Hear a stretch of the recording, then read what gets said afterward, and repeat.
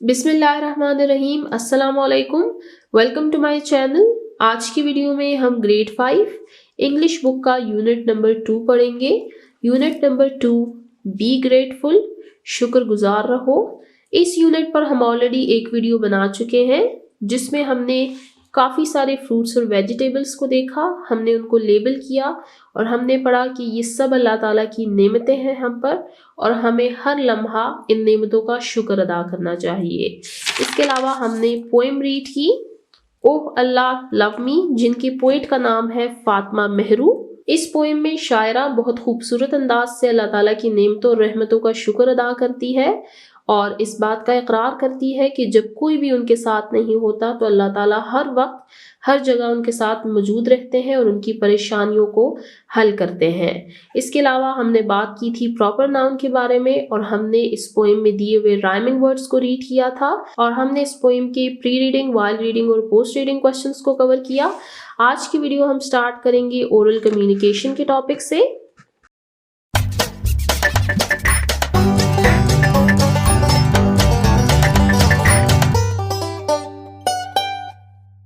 Oral communication, जुबानी बातचीत। Learning the sounds, आवाजें सीखिए। ओरल कम्युनिकेशन मेन टॉपिक है जिसमें भी हम सब टॉपिक्स पढ़ेंगे, जिसमें फर्स्ट टॉपिक है learning the sounds. Learning the sounds में फर्स्ट टॉपिक है वोवल साउंड्स। जैसा कि आप जानते हैं कि इंग्लिश लैंग्वेज में टोटल 26 अल्फ़ाबेट्स हैं। इनमें 5 वोवल्स हैं जो कि हैं A E I O U और रिमेनिंग 21 कॉन्सोनेंट्स हैं।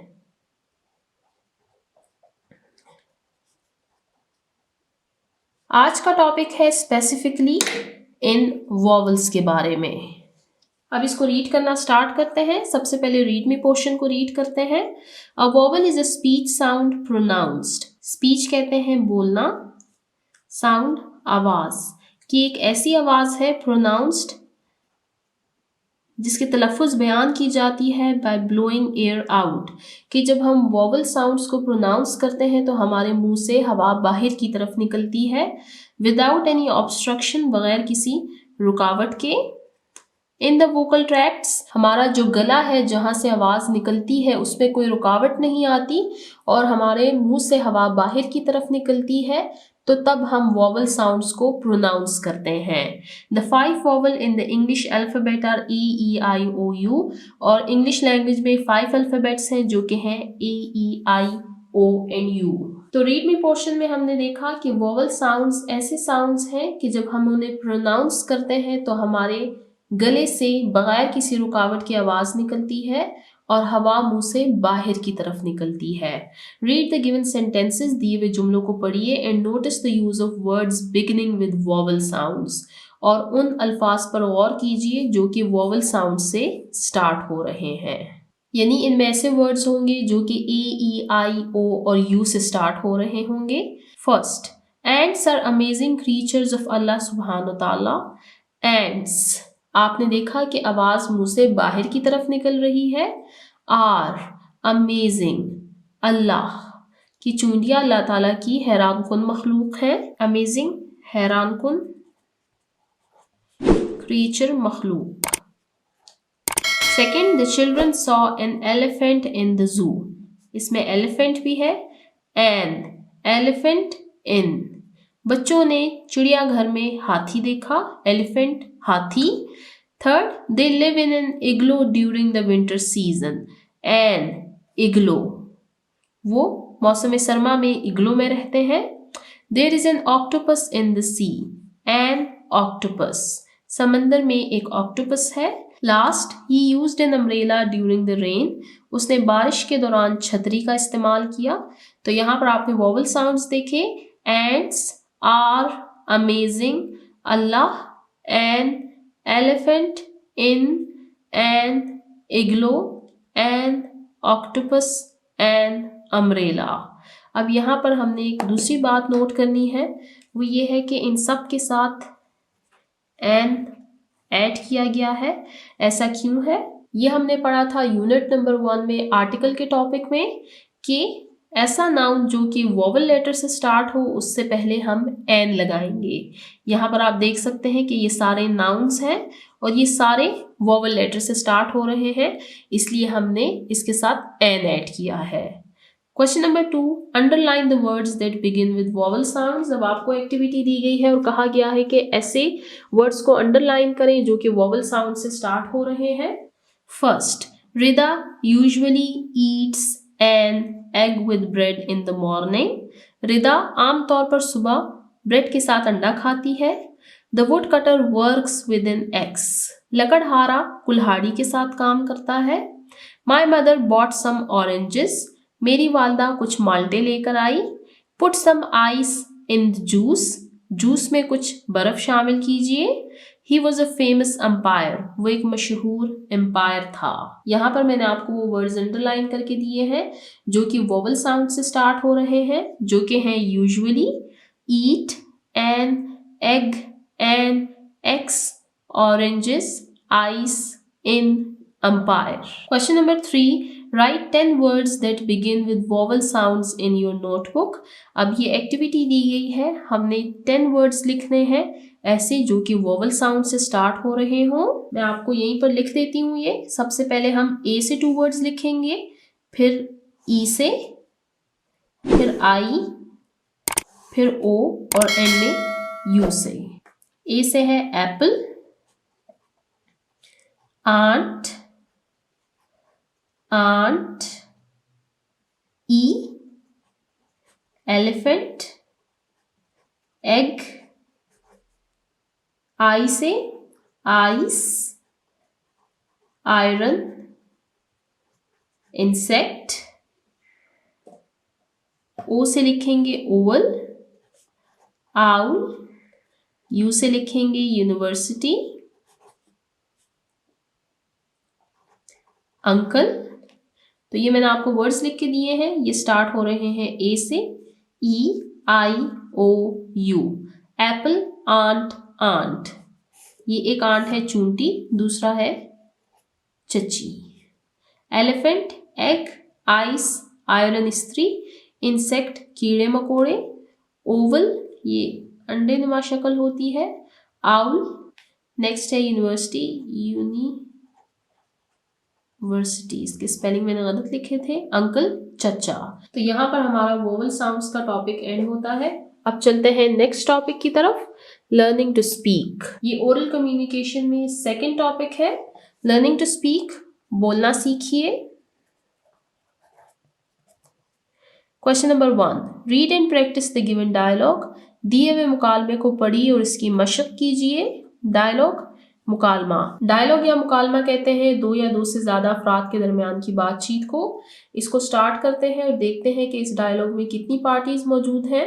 फर्स्ट पार्टी है ना, गुड मॉर्निंग मरियम, सुबह बखैर मरियम। हाउ आर यू, आप कैसी हैं। Second party Maryam, good morning Hina, सुबह बखैर हिना। आई एम फाइन, मैं ठीक हूँ। थैंक यू, शुक्रिया। व्हाट अबाउट यू, आपका क्या हाल है। Hina, I am fine too, मैं भी ठीक हूँ। Did you read the poem oh Allah love me, क्या आपने वो नज़म पढ़ी है जिसका उन्वान है oh Allah love me. Maryam, yes I read it last night, जी हाँ मैंने कल रात वो नज़म पढ़ी है, पोएम नज़म। Hina, did you like the poem, क्या आपको वो नज़म पसंद आई। What's your opinion about it, उस नज़म के बारे में आपकी क्या राय है, आपकी क्या ओपिनियन है। मरियम, ऑफ कोर्स यकीनन। आई लाइक इट, मुझे वो नज़म पसंद आई। आई थिंक, मेरा ये ख्याल है, it gives us a good message, कि ये हमें एक अच्छा पैगाम देती है। अच्छा पैगाम, दैट कि अल्लाह सुब्हानो ताला लव्स अस, कि अल्लाह ताला हमसे मोहब्बत करते हैं। अ लॉट, बहुत ज़्यादा। And he is always there for us, और वो हमारे लिए हमेशा मौजूद रहते हैं। व्हेन वी आर सैड और हैप्पी, जब भी हम गमज़दा होते हैं या हम खुश होते हैं। Mariam, of course I like it, जी हाँ, यकीनन मुझे वो नज़म पसंद आई। I think it gives us a good message that अल्लाह सुब्हानहू व तआला loves us a lot and he is always there for us when we are sad और हैप्पी। मेरा ख्याल है कि उस नज़म में हमें एक बहुत अच्छा पैगाम दिया गया है कि अल्लाह ताला हमसे बहुत मोहब्बत करते हैं और वो हमारी हर खुशी हर गमी में हमारे साथ होते हैं। Hina, yes you are right, जी हाँ आप ठीक कह रही हैं। Mariam, Mariam, we should love him, हमें अल्लाह ताला से मोहब्बत करनी चाहिए। एंड ओबे हिम, और उनकी पैरवी करनी चाहिए, कमांड्स, उनके अहकामात की। थ्रू आउट, मुकम्मल तौर पर, अवर लाइफ्स, अपनी ज़िंदगियों में, यानी अपनी तमाम ज़िंदगी हमें उनके अहकामात की पैरवी करनी चाहिए।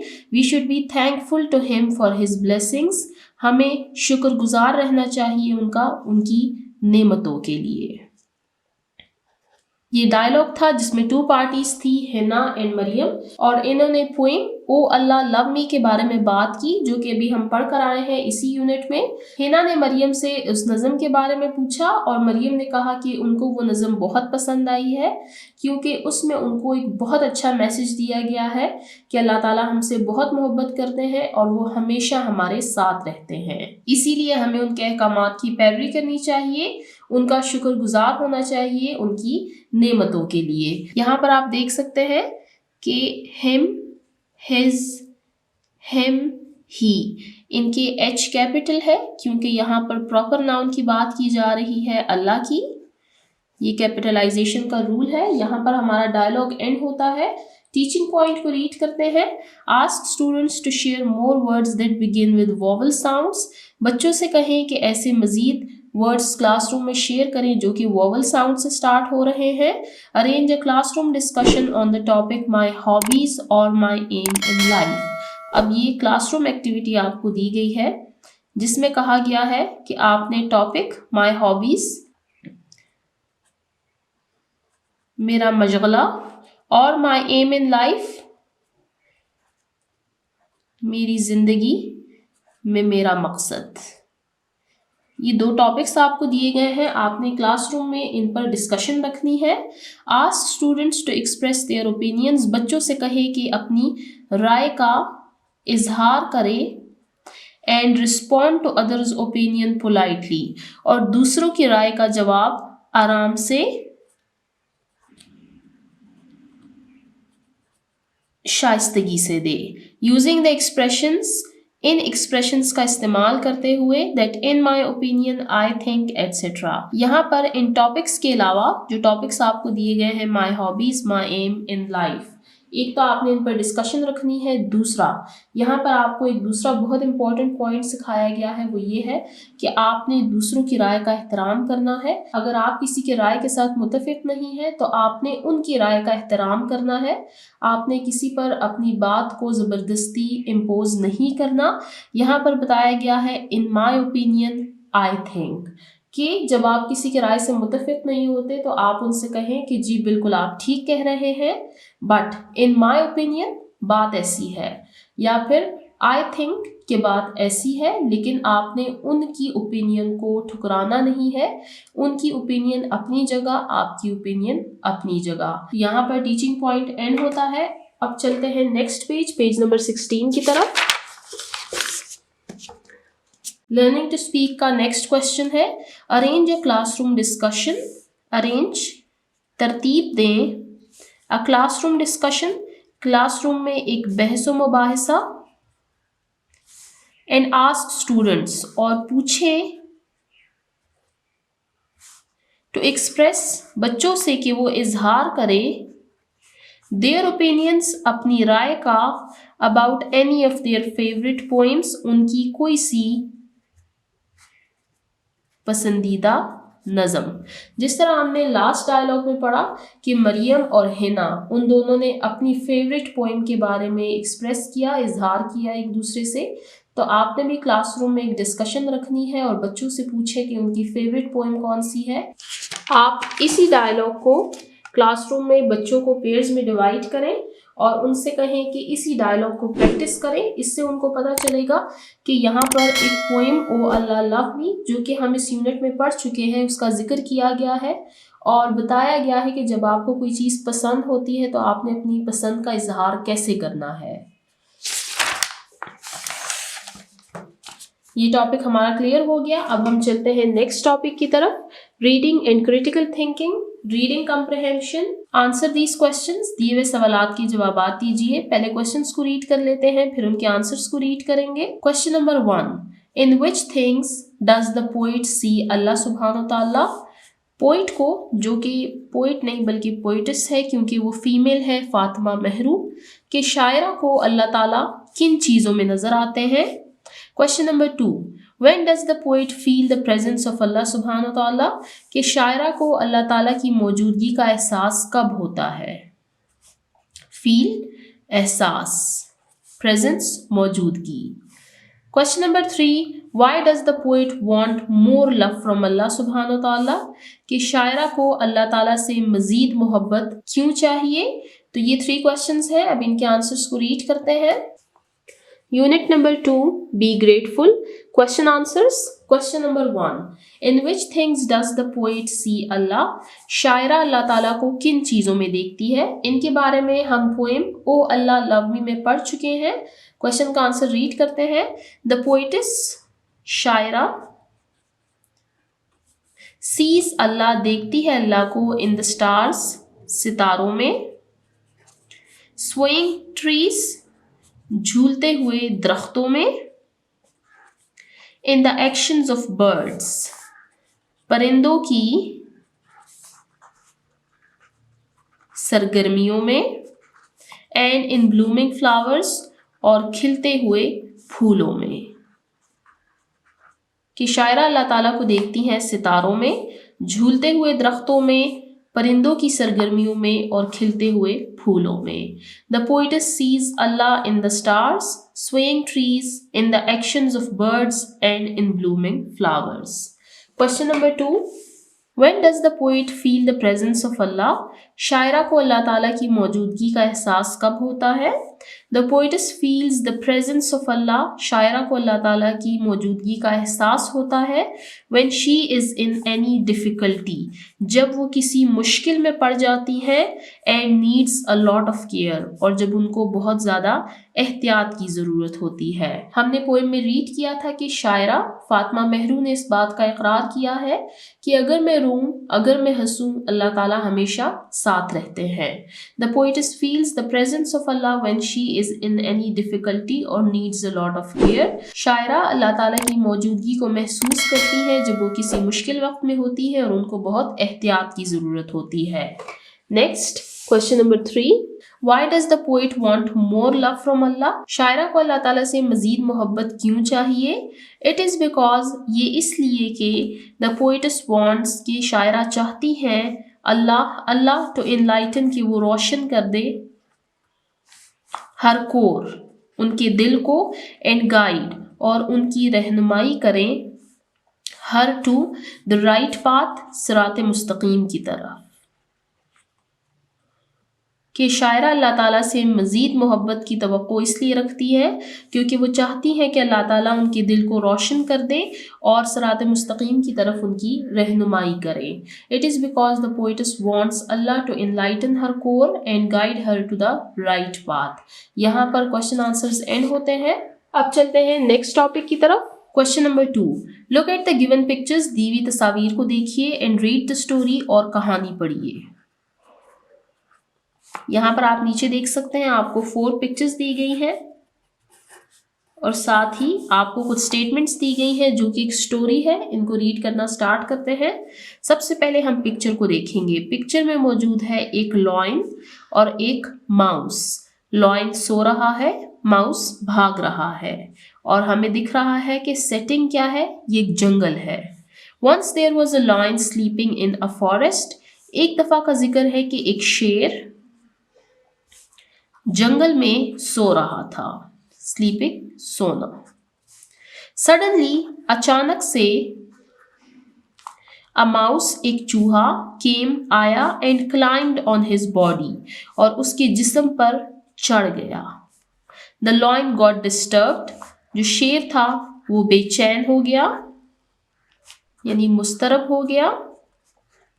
And woke up from his sleep, और अपनी नींद से जाग उठा। कि जब चूहा शेर के जिस्म पर चढ़ा तो शेर बेचैन हो गया और उसकी नींद खराब हो गई। Once there was a lion sleeping in the forest. Suddenly a mouse came and climbed on his body. The lion got disturbed and woke up from his sleep. ये हमने रीड किया फर्स्ट पिक्चर के बारे में। अब second picture को देखते हैं। पिक्चर में वही लायन मौजूद है, माउस मौजूद है, और माउस मौजूद है लायन के हाथ में, यानी शेर ने चूहे को पकड़ लिया है। The lion angrily took hold of the tiny mouse. The lion शेर एंग्रली गुस्से से टुक होल्ड उसने पकड़ लिया ऑफ द टाइनी माउस उस छोटे से चूहे को।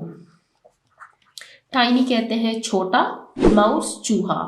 द माउस प्लीडेड, चूहे ने मिन्नत समाजत की, इल्तिजा की।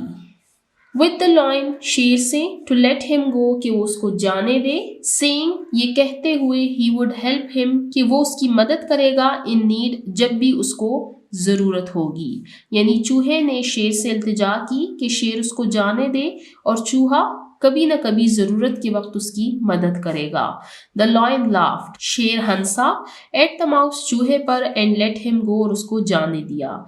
जब चूहे ने कहा कि वो ज़रूरत के वक्त उसकी मदद करेगा तो शेर इस बात पर हंसा, क्योंकि शेर को इस बात का यकीन नहीं आया कि इतनी छोटी सी मखलूक क्या कभी मेरी मदद कर सकता है।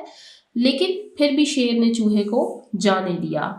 ये हमने रीड किया सेकंड पिक्चर के बारे में। थर्ड पिक्चर को देखते हैं अब। थर्ड पिक्चर में आप देख सकते हैं लायन है, माउस है। लायन जो है वो एक जाल में फंस चुका है।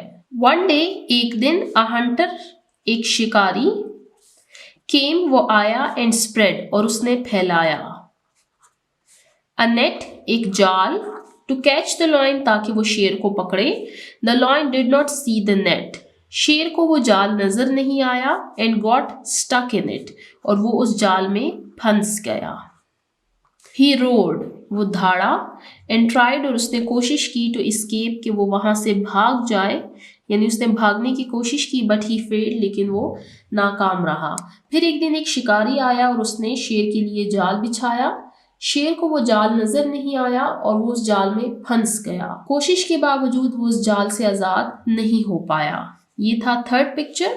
फोर्थ पिक्चर आप देख सकते हैं कि शेर उसी जाल में फंसा हुआ है और चूहा उस जाल को कतरा रहा है, अपने दांतों से उसको काट रहा है। The mouse heard the lions roars, चूहे ने शेर की धाड़े सुनी, एंड केम देयर, और वहां पर आ गया।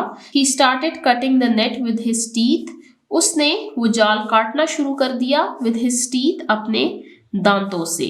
The lion got out of the net, शेर जाल से बाहर निकल आया, एंड थैंक द माउस, और उसने चूहे का शुक्रिया अदा किया।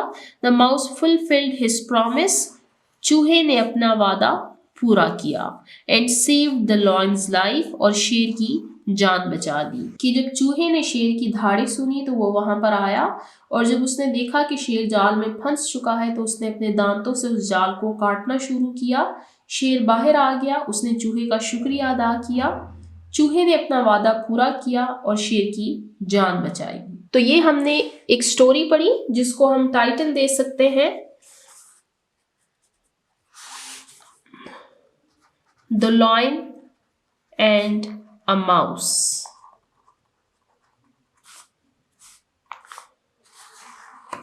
इस स्टोरी को हमने इन पिक्चर्स की मदद से भी समझा। जब आपको कोई भी पिक्चर दी जाती है तो आप उस पिक्चर को गौर से देखा करें। हम जब पिक्चर को देखते हैं तो अक्सर उसी से हमें काफ़ी सारी इंफॉर्मेशन मिल जाती है। यहाँ पर इन पिक्चर्स के साथ ये स्टोरी दी गई है। इन केस ये स्टोरी हमें ना दी जाती और हम इन पिक्चर्स को देखते, इनको गौर से समझते, तो भी हमें ये स्टोरी समझ आ जाती। मैंने आपको स्टोरी रीड करवाने से पहले पिक्चर्स के बारे में वन बाय वन बताया है। तो जब आपको कोई पिक्चर्स दी जाती है तो उसको गौर से देखा करें। स्टोरी राइटिंग से मुतल्लिक ही नेक्स्ट एक्टिविटी है, उसको रीड करते हैं। Look at the given pictures and write a story in your notebook. अब यहाँ पर आपको सिर्फ पिक्चर्स दी गई हैं और कहा गया है कि इन पिक्चर्स से एक स्टोरी बनाएं और उनको अपनी नोटबुक में लिखें। 4 पिक्चर्स हैं, 1 2 3 4। स्टोरी लिखते वक्त आपने जिस बात का ख्याल रखना है वो ये है कि जिस सीक्वेंस से आपको ये पिक्चर्स दी जाती हैं उसी सीक्वेंस से आपने उसको स्टोरी में लिखना होता है।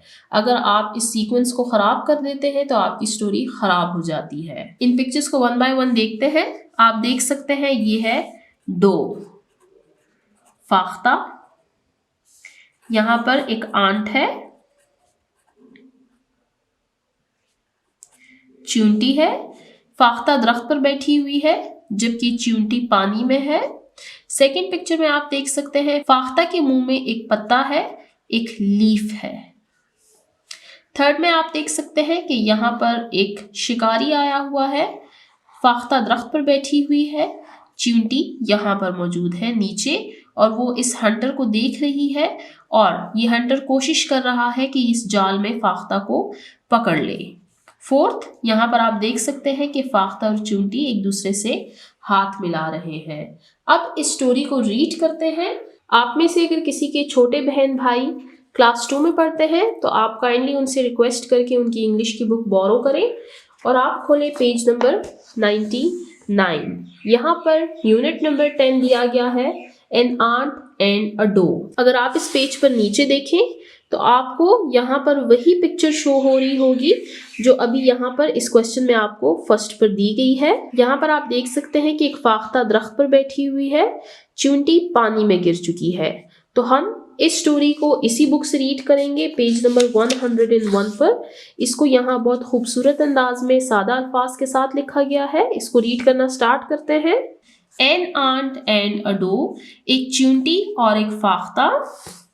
On a hot summer day, एक गर्मी के दोपहर में, अ थर्स्टी आंट, एक प्यासी चींटी, was looking for water to drink, वो पीने के लिए पानी ढूंढ रही थी।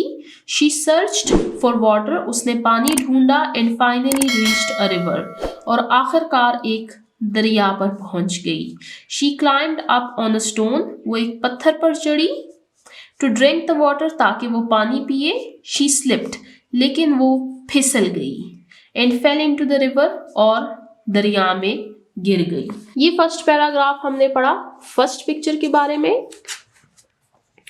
फर्स्ट पिक्चर, अब मैं इसको सिर्फ रीड करती हूँ, आप पिक्चर को साथ में देखते जाएं।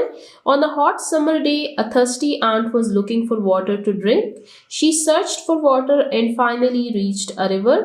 She climbed up on a stone to drink the water. She slipped and fell into the river. आपको पिक्चर में शो हो रहा है कि जो आंट है वो पानी में गिर चुकी है। अब स्टार्ट करते हैं सेकंड पैराग्राफ को रीड करना, और साथ ही आप अब सेकंड पिक्चर को देखेंगे साथ में। ये है सेकंड पिक्चर और यहाँ से सेकंड पैराग्राफ को रीड करते हैं। A dove was sitting in a tree nearby, करीब एक दरख्त पर एक फाख्ता बैठी हुई थी। She saw the ant falling into the river, उसने देखा कि चींटी दरिया में गिर चुकी है। The doe quickly plucked a leaf, उसने जल्दी से एक पत्ता तोड़ा। And dropped it near the ant, और उस पत्ते को फेंक दिया आंट चींटी के करीब। The ant climbed up onto the leaf, चींटी उस पत्ते पर चढ़ गई। Soon, जल्द ही।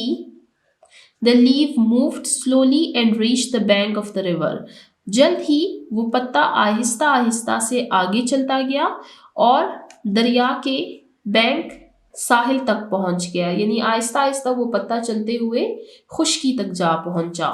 The ant jumped out on the dry ground, जो चींटी थी उसने छलांग लगाई और खुश्क मैदान पर वो चली गई। She thanked the doe, उसने फाख्ता का शुक्रिया अदा किया। They became friends, और वो दोस्त बन गए। तो यहाँ पर आपने देखा कि इसमें जो डो है उसने मुंह में पत्ता पकड़ा हुआ है, जिसके बारे में अभी हमने यहाँ पर पढ़ा।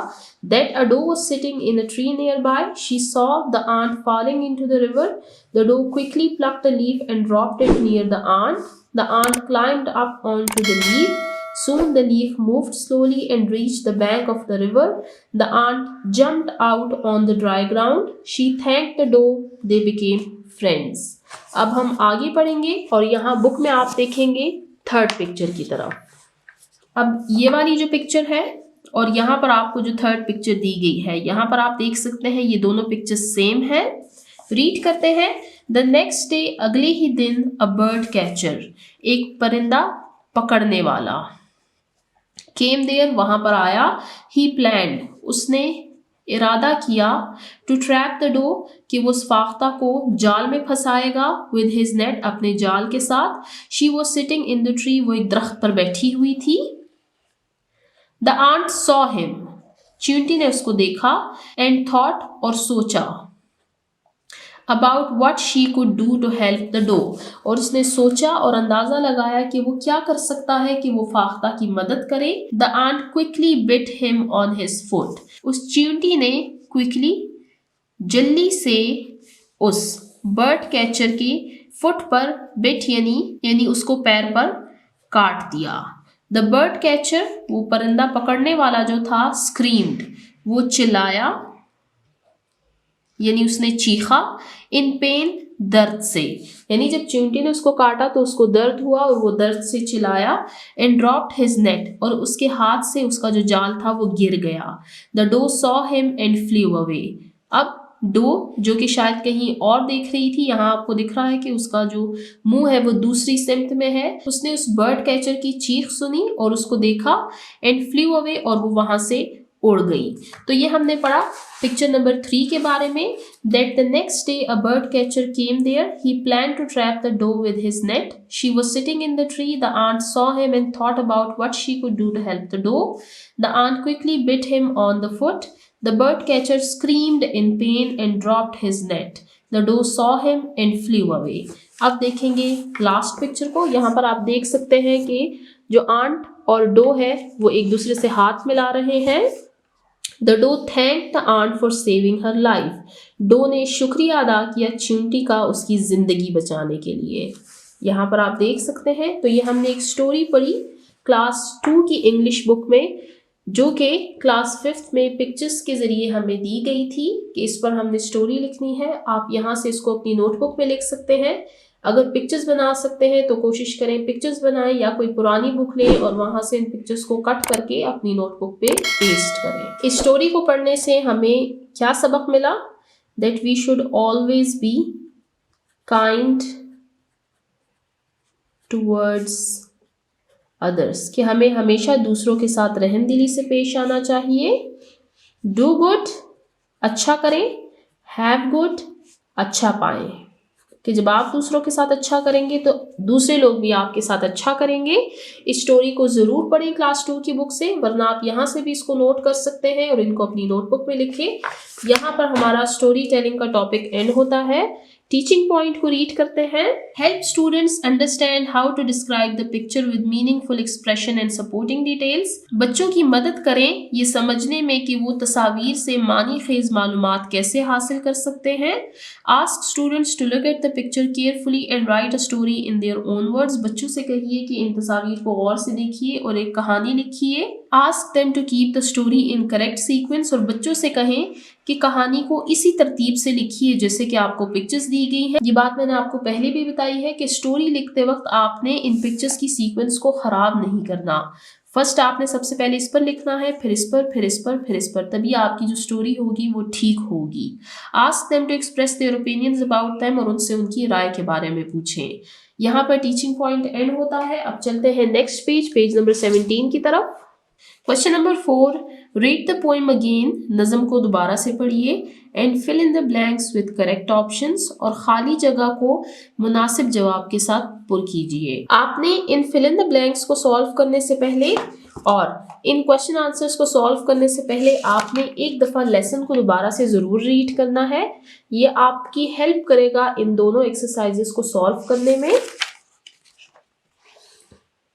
First, the poet sees Allah in the dash at night. शायरा अल्लाह ताला को देखती है रात में। मून, चांद में। स्टार्स, सितारों में। सन, सूरज में। क्लाउड, बादल में। करेक्ट ऑप्शन है stars. The poet sees Allah सुब्हानो ताला in the stars at night. शायरा अल्लाह ताला को रात में सितारों में देखती हैं। सेकेंड, द पोइट सेज, शायरा कहती हैं, that the flower dash in a queue, के फूल कतार में। फर्स्ट ड्राई अप, सूख जाते हैं। सेकंड ब्लूम, खिलते हैं। थर्ड विथर, यानी मुरझा जाते हैं। फेड, फेड भी कहते हैं मुरझाना। करेक्ट ऑप्शन है to bloom. The poet says that the flower bloom in a queue, शायरा कहती है कि फूल कतारों में खिलते हैं। Next, the poet wants dash, शायरा चाहती है फादर्स लव, अपने वालिद की मोहब्बत। मदर्स लव, अपनी वालदा की मोहब्बत। अ फ्रेंड्स लव, दोस्त की मोहब्बत। अल्लाह सुब्हान ताला लव, अल्लाह ताला की मोहब्बत। करेक्ट ऑप्शन है Allah's love.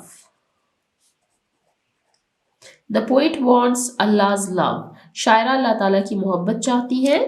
Next, Allah is always dash, Allah ताला हमेशा है। The poet when she cries और स्माइल, जब वो रोती है या जब वो मुस्कुराती है। ऑप्शन 1 अवे फ्रॉम, दूर। नियर, नजदीक। फार फ्रॉम, दूर। बियॉन्ड, परे। करेक्ट ऑप्शन है near. Allah is always near the poet when she cries और स्माइल, अल्लाह ताला हमेशा शायरा के नजदीक होते हैं जब भी वो रोती है या जब भी वो मुस्कुराती है। Last, when the poet needs a lot of care, जब शायरा को बहुत सारे एहतियात की ज़रूरत होती है। डैश इज़ ऑलवेज देयर, तो हमेशा मौजूद रहते हैं। हर मदर उनकी वालिदा, हर फादर उनके वालिद। अल्लाह सुब्हान ताला, अल्लाह ताला, हर ब्रदर उनके भाई। करेक्ट ऑप्शन है अल्लाह सुब्हान ताला। When the poet needs a lot of care, Allah is always there. शायरा को जब बहुत सारे ख्याल की ज़रूरत होती है, एहतियात की ज़रूरत होती है, तो अल्लाह हमेशा उनके साथ रहते हैं। यहाँ पर fill in the blanks end होते हैं। Total 5 fill in the blanks थे। अब चलते हैं नेक्स्ट टॉपिक की तरफ, analytical reading. Read the poem again, नज़म को दोबारा से पढ़िए। एंड ऑब्जर्व, और मुशाहिदा करें डिफरेंट ब्लेसिंग्स, मुख्तलिफ रहमतें ऑफ अल्लाह सुब्हान ताला, अल्लाह ताला की मुख्तलिफ रहमतों का मुशाहिदा करें। अराउंड यू, आपके इर्द गिर्द, यानी आपके इर्द गिर्द मौजूद मुख्तलिफ रहमतें जो हैं अल्लाह ताला की, आप उनका मुशाहिदा करें। Also make a list of blessings mentioned in the poem, और नज़म में जिन रहमतों का जिक्र किया गया है उसकी एक लिस्ट यानी उसकी एक फहरिस्त बनाएं। Now write a few lines about what life would be if Allah's blessings, और फिर उसके बाद चंद सतरे लिखिए इस बात पर that what life would be like if Allah's blessings, कि जिंदगी कैसे होगी अगर अल्लाह ताला की ये रहमतें, ट्रीज जैसे कि दरख्त, बर्ड्स जैसे कि परिंदे, एयर जैसे कि हवा, सन सूरज, वाटर पानी एटसेट्रा वगैरह वगैरह, वर नॉट देयर, अगर ये सारी रहमतें मौजूद ना होती, अल्लाह ताला की ये नेमतें हमारे साथ ना होती, तो हमारी जिंदगी फिर कैसे होती। यहाँ पर 2 क्वेश्चंस पूछे गए हैं। फर्स्ट ये पूछा गया है that we have to make a list of blessings mentioned in the poem, वो रहमतें जिनका जिक्र इस नज़म में आया है उसकी हमें एक फहरिस्त बनानी है। और फिर सेकंड क्वेश्चन है that what life would be like if Allah's blessings were not there, कि हमारी ज़िंदगी कैसे होगी अगर अल्लाह ताला की नेमतें मौजूद ना हो। तो चलते हैं वापस पोएम की तरफ और देखते हैं कि इस पोएम में कौन कौन सी ब्लेसिंग्स का जिक्र किया गया है। इसको पेज नंबर 12 से स्टार्ट करते हैं। सबसे पहले है क्लाउड्स, इसके साथ हम रेन भी लिख लेते हैं क्योंकि जब बादल आते हैं तो फिर बारिश भी होती है। सन यानी सूरज, रेनबो, लीव्स ट्री, फ्लावर्स है जो कि पिंक कलर में है, पर्पल कलर में है, ग्रीन ग्रास है, डिफरेंट कलर्स है। फिर आप नेक्स्ट पेज पर देख सकते हैं कि डिफरेंट फ्रूट्स एंड वेजिटेबल्स हैं। फिर यहाँ पर आप देख सकते हैं ट्रीज है, माउंटेन्स हैं, पानी बह रहा है। इसके अलावा इस पोएम में अल्लाह ताला की और भी बहुत सारी रहमतों का जिक्र किया गया है, जैसे कि हमने सेकंड स्टेंजा में पढ़ा था कि अल्लाह ताला हर जगह हर वक्त मौजूद रहते हैं अपने बंदों के साथ, वो अपने बंदों से सबसे ज़्यादा मोहब्बत करता है। तो ये था हमारा फर्स्ट क्वेश्चन। अब सेकंड क्वेश्चन के आंसर को रीड करेंगे that what life would be like if Allah's blessings were not there, कि ज़िंदगी कैसे होगी अगर अल्लाह ताला की ये रहमतें हमारे साथ ना हो। What life would be if Allah's blessings were not there? Without Allah's blessings, Allah ताला की रहमतों के बगैर life would be much harder, जिंदगी बहुत मुश्किल, जिंदगी बहुत सख्त होती। इट वुड बी इम्पॉसिबल, ये नामुमकिन होता, फॉर अस, हमारे लिए, टू सर्वाइव, कि हम जिंदा रह सकें।